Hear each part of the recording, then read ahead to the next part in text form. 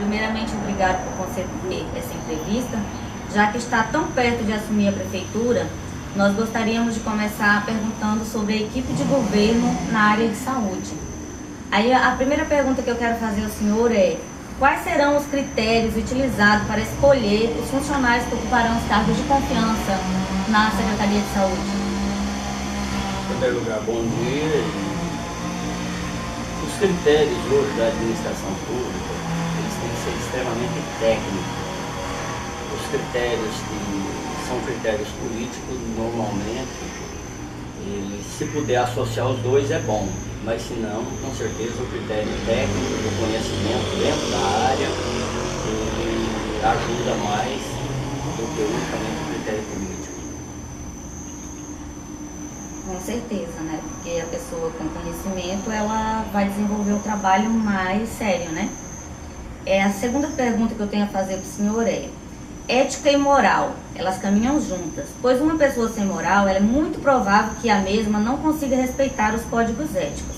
Em sua gestão, você pretende ministrar algum tipo de treinamento para os funcionários, falando sobre ética no setor público e como os funcionários devem tratar as pessoas que vão em busca de tratamento? Com certeza. Eu acho que isso não é propriamente um treinamento, isso é mais você fazer palestra, você falar sobre o assunto, você conscientizar as pessoas dessa necessidade.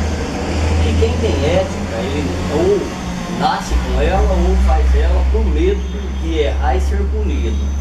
E no meu governo, com certeza, as pessoas que acharem que vão poder brincar com o dinheiro público ou que vão enganar em detrimento dele próprio, com certeza vão se dar mal. Vou criar um conselho que fiscalize e que possa disciplinar e até mesmo dar as contas por justa causa, até para funcionário concursado, se acaso ele cometer deslizes e erros nesse sentido. É justamente o que eu queria saber, né? Porque geralmente os concursados, eles se sentem assegurados pelo concurso que tem feito por muitos anos de prestação de serviço e às vezes acaba deixando a desejar, né? na sua função. Então isso é muito importante, que aí ele vai saber que mesmo ele sendo concursado, tendo respaldo pela lei, mas se ele agir de forma errada e de má fé, ele pode ser punido, não é verdade? O concurso público por si só não é garantia de que a pessoa pode fazer o que quer.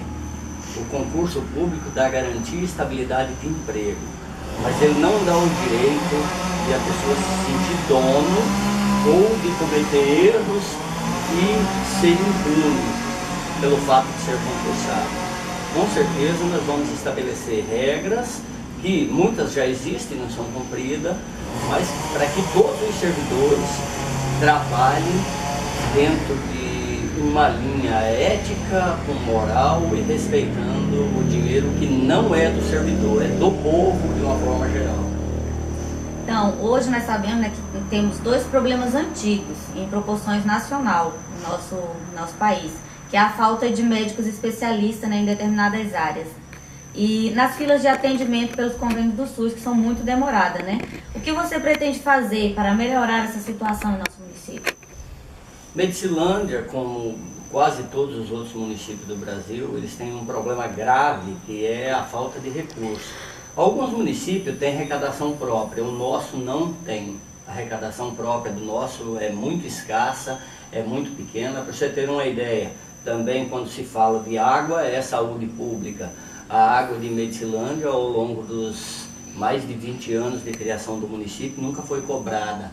As contas de energia que bombam água para a cidade, para os vilarejos, elas são contas absurdas e às vezes você vê parcelamento aí ultrapassando a casa dos 50 mil reais de energia atrasada de gestores que já passaram, e muitas dessas contas é por causa da água.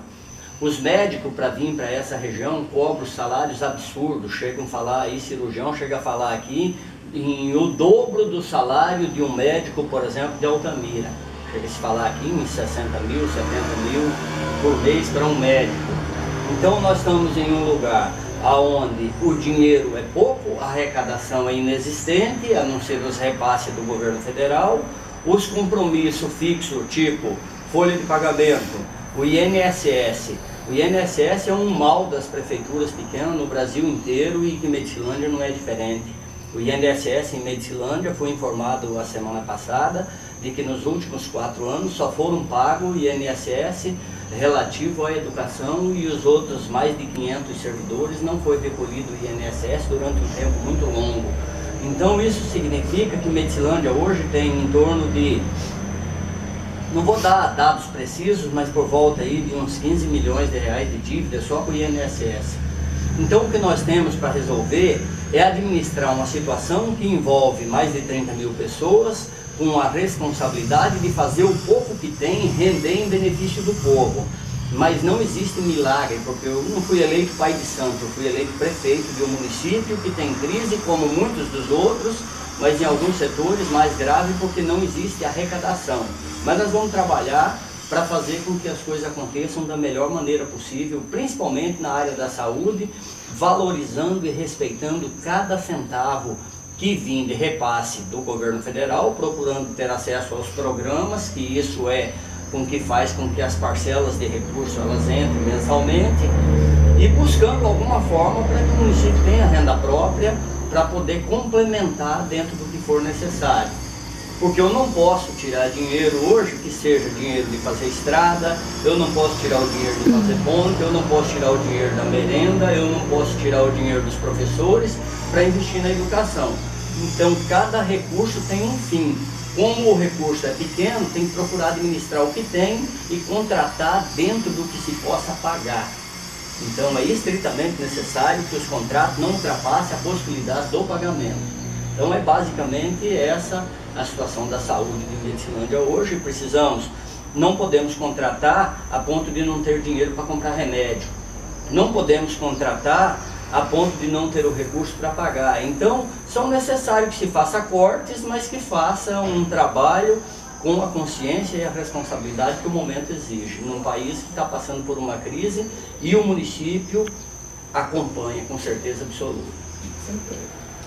Nós também sabemos, né, que o senhor já até falou aí, que o senhor não vai conseguir realizar nenhum milagre, né? Até porque o Brasil hoje está passando por essa crise econômica, né, muito grande. E os recursos eles estão bastante limitados. O que o senhor pretende fazer, mesmo nessa crise em que nós nos encontramos, para melhorar essa situação do nosso município? Eu praticamente respondi essa pergunta. Eu praticamente respondi porque o que tem que fazer? Buscar a possibilidade de que a arrecadação própria aumente. A forma disso, por exemplo, nós temos hoje 40 milhões de pés de cacau. E esses pés de cacau produzem aí uma quantidade significativa de imposto para o Estado. Fazer com que o Estado tenha reconhecimento disso e que de alguma coisa retorne para a origem uma parcela desse recurso, eu acho que tem que se trabalhar e negociar politicamente e fazer com que as coisas tenham uma possibilidade real de acontecer. E é isso que nós vamos trabalhar, é isso que nós pretendemos fazer. O hospital municipal, né, recentemente ele passou por uma reforma estrutural, ainda está, né, nesse processo de reforma. E alguns postos de saúde estão em construção. Há alguma pretensão de continuidade nesse trabalho, como criar mais postos medicinais ou criação de leitos aqui no hospital mesmo?